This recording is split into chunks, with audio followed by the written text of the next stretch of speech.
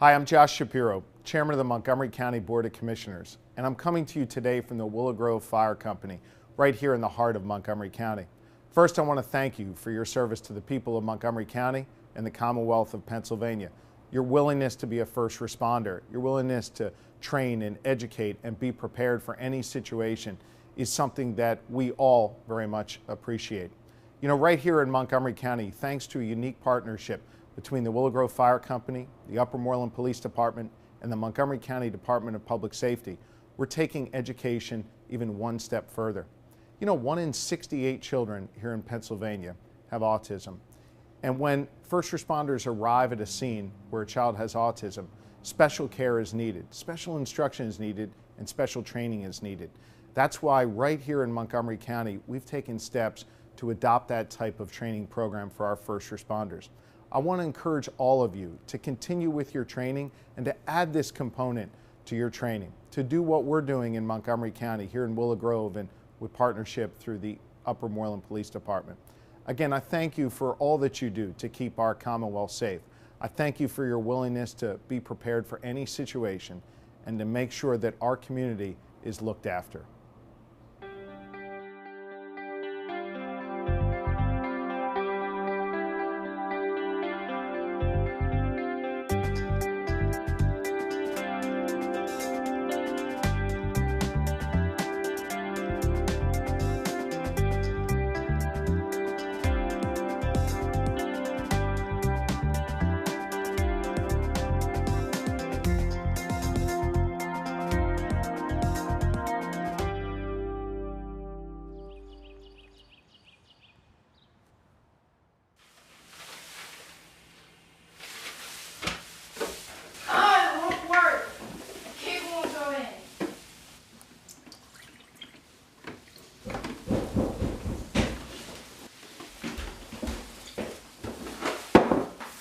I think it broke. It's all your fault.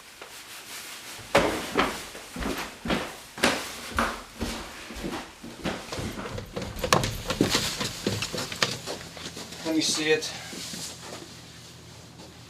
This is so easy, even you could have figured this out. The input cable is attached from the hub on the component cable. You just have to plug it back in.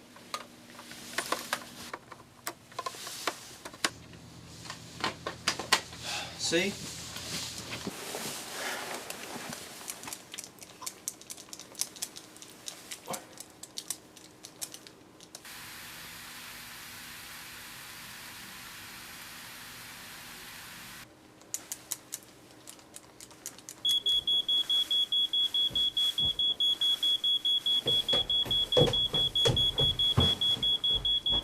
There's a fire. Reed, we have to get out of here. Help! Help! There's a fire. Call 911. Yes, hi. I'm at 212 Main Street and there's a fire.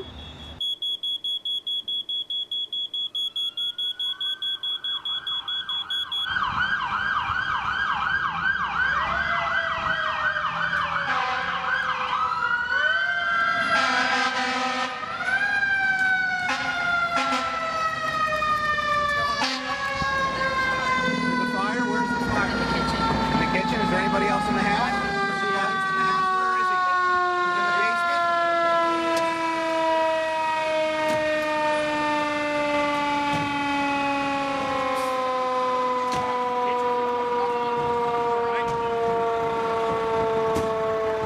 If you don't trap in the basement, we'll go to the front door, no, sir.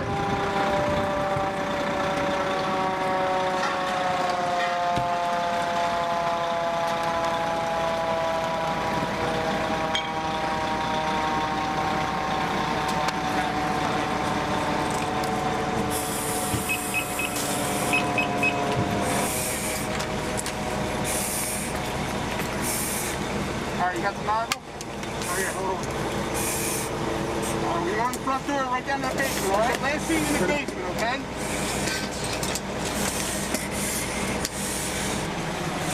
All right, you guys ready? Let's go. All right, come on.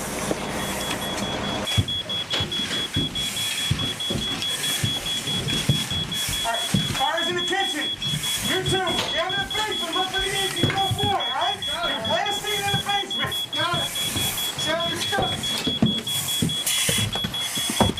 Stop the fire, we're gonna go to the line. Alright. Fire department, anybody in here? Fire department. I got your leg, I'm going to the fire room. Fire department, anybody here?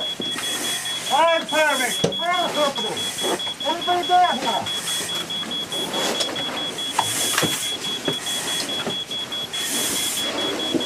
Fire department, anybody in here?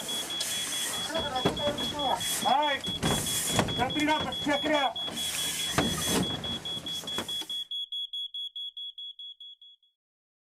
My name is Brian Folk. I'm chief of the Willow Grove Volunteer Fire Company serving up in Moreland Township. I've been an emergency responder for 28 years, and about 10 years ago my son was diagnosed with autism. I really saw a need for that program, and I'm proud to say my son actually goes out and helps deliver the program now.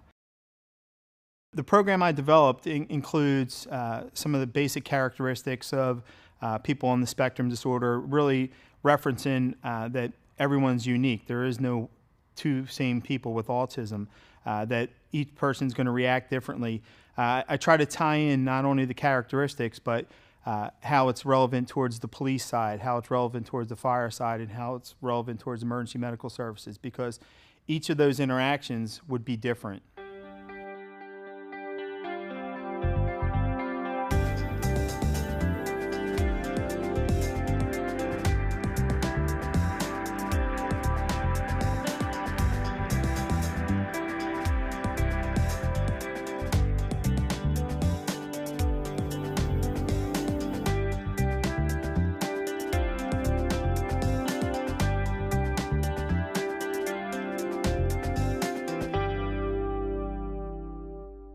Typically when we're looking for our victim inside a building, there's certain areas that we'll target: in a bed, in a tub, under a kitchen table, behind a trash can, in a closet under a pile of clothes.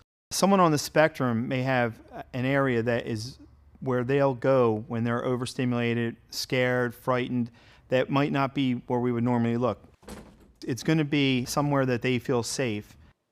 We encourage people to take feedback from the caregivers or the family. They're going to be one of the best resources that you have as far as the safety and the care of that person.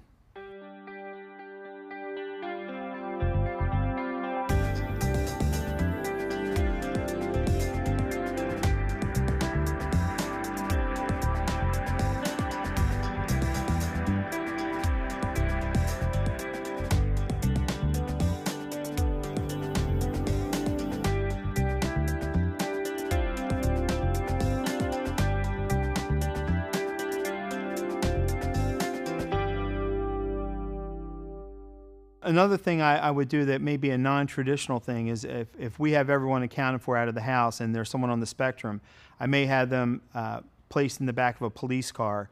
Not that they're in custody, but to ensure that they're not going to leave whoever the caregiver is and go back inside the house for something. For a family looking for help from a fire company, for someone on the spectrum, I would encourage them to see what they have as far as public outreach. Maybe it's something as simple as some one-on-one. If a crowd during an open house is too much for them, that they could come to the firehouse on a one-on-one session and learn about fire prevention and things that they can do to keep themselves safe. The Premise Alert, in Upper Moreland, we call it a special needs database. It's something that the local authorities will utilize to help someone with any kind of disability. It's actually not just for someone on the spectrum. It's anything that in an emergency situation that will support or help the emergency responders react to them. If it's something that would set the person off, or if there's some kind of medical condition or psychiatric condition, allergies to medications, where their tendencies are to hide, to run, to elope, all that information in addition to a picture is incorporated into that. So responding, an officer, a firefighter, or an EMT paramedic could say, hey, the sirens, loud noises cause this person much distress. So a block away I can shut all that stuff off if it's safe for me to do.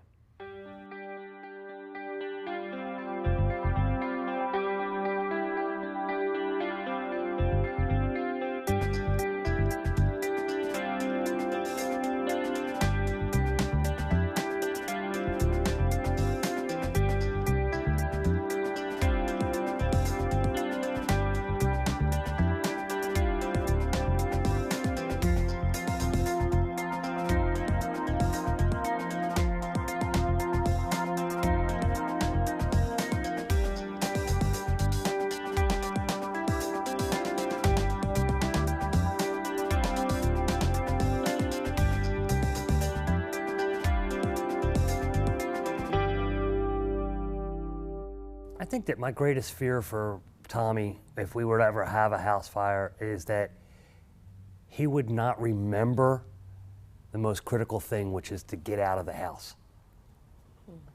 You know, that to me is the biggest fear, that he would just forget about that and go to a secret place and hide somewhere. I think for this morning, for me, we were talking about what our fire plan was. And I know that Dante knows what to do, but his response this morning was, well, I'll put the fire out, and then we'll find whoever started the fire, and we'll take them to court. So I think that part of the issue for us is, I know that he's absorbing the information when we go over the safety information, but the problem is in that high duress situation, is that actually going to come out? I mean, what do you think about that, Dante? I don't know. I mean, I still want to be able to do something. I mean, I want to like take a bucket and pour water on it, or if it's like an oil fire, like frying grease, then I want to take like the fire extinguisher and shoot foam to extinguish it. Did you learn that at school? Actually, I learned from a TV show. Which TV show is that? It was an educational television show when I was young. So I think he wants to take ownership of the event to try to handle it himself. And I think that all those things are appropriate methods to put the fire out, but I think that there's this point where he has a difficult time identifying what is his responsibility, and then what's the responsibility for the emergency services or other adults that might be better prepared for that type of emergency. If there's a house fire, my biggest fear is him running back in to get his favorite whatever it is of the week. Is it a card? Is it a toy? Is it whatever? That's my biggest fear. I think my biggest fear with Tommy is he says he knows, but then when you ask him 10 minutes later, he doesn't understand what you're asking him. So I'm afraid that he's going to go and hide somewhere instead of getting out of the house, even though we drill it into them all the time. Yeah, I think my fear is the sensory overload that's going to happen, and even with somebody without autism is going to be panicked, and you're hoping that your instincts kick in, but we have no way of knowing what my son's instinct would be at that moment. Like you said, you just don't have any way of knowing how they're going to react. And I've known that it takes my son multiple repetitions of something before it's that ingrained in him, that he's just going to react out of instinct. And the instinct that we would like to have happen isn't always the instinct that happens. Yeah. Yeah, I know that when Dante was in elementary school, he actually had an issue with the sensory overload, basically from the fire alarm system. And the school district's answer to that was to basically preemptively let him know when that was when they were going to do the fire drill, which I was completely against, because that doesn't instill any kind of actual response to train him for the emergency, whether it's the drill or an actual fire. Although there was a small fire in the junior high this year, right, Dante? No, that was last year. Oh, that was last year? A radiator started smoking. I think it blew up, I'm not sure, but... And then everybody did... And then I started to after when the fire alarm sounded, I was like, wait a minute, we already had our drill. And I was like, hey, wait just a minute. This isn't a drill, it's a real fire. Were you worried, or did you feel like you knew what you were supposed to do? I knew what we were supposed to do. It was only a small fire. I find a lot of times that it's kind of like, let's just go through the paces of the evacuation procedure, and it really doesn't take into account those people who might not process that information the way that a typical kid would, if you will. Because routine is definitely something that is a comfort zone. I know for Dante, the routine makes it easier for him to process things. The problem is if we drill every week or every once a month we need to go out the front door and go to Mr. Lee's front porch, and the front door is blocked, someone on the spectrum, that might be all they remember. Like, we have to go that way because I'm a concrete thinker and there is no gray, it's black and white. So sometimes changing it up that, okay, let's block the front door, and if the front door is blocked or you can't access it, that you can go out the sliding glass door in our house or out the kitchen door, stay in my room and open the window and call for help. You never know what information is being retained at the time you're doing your drill. So it might be that they might be thinking, well, it's a rainy day, there won't be a fire today. Because whenever we drill, it's always sunny out, or it's the daytime. When we all know a lot of fires happen at night. So I guess change it up, like you said. Even the things that I'm not trying to reinforce are sometimes the things that stick, which is a concern as well. So it could be something like, well, what if we decide to exit through a window? And then you say, well, that's not really a good idea. But that part gets lost in the translation when you're talking to them. And unfortunately, in a situation where it's high stress, that could be the one thing that actually comes back. I think, unfortunately, I know that there are things that you just don't think of. And I think that's the part that when you can collaborate with other people who are in a similar situation, like all of us, the things that you may have overlooked or not thought of on your own, these types of sharing sessions are important. I think that the best way for the fire company to help the community out is to incorporate what we're talking about today into our fire education programs, part of our open house, and just getting out to the schools and helping them develop the proper programs to teach the right way to handle these situations. We have a large thrust at Worsham Fire Company to do education at all of the schools in October for the Fire Prevention Month. And I think it's the exposure part of the information, although I think a lot of times after the first couple minutes of these programs that we put on for the kids, you kind of lose them a little bit. But I think even just what the small part is retained is something more than that they had before. I think that in the open house setting, I think that the kids are more engaged because it's a little bit more relaxed and they actually get to do things that they want to do. I know Willow Grove, every October they visit St. David's to do fire prevention. And me and my dad also teach a class about safety for emergency responders. One thing that we do is we have a newsletter that pretty much reaches every resident of the township. So we have a formal township newsletter and a fire company newsletter that we put some type of message in. We'll be promoting whatever that, if there's an industry event that happens, we'll try to tie that into how it could affect us in Upper Moreland. I think a lot of times the difficult part could be taking that information back to where you and your loved one who's on the spectrum exist or spend the majority of their time, and having that be applicable to that space. And I think that's the challenge for all of us who sit here, to ensure that the people that we love know what we need to do in a situation where it's going to require, safety measures to evacuate safely.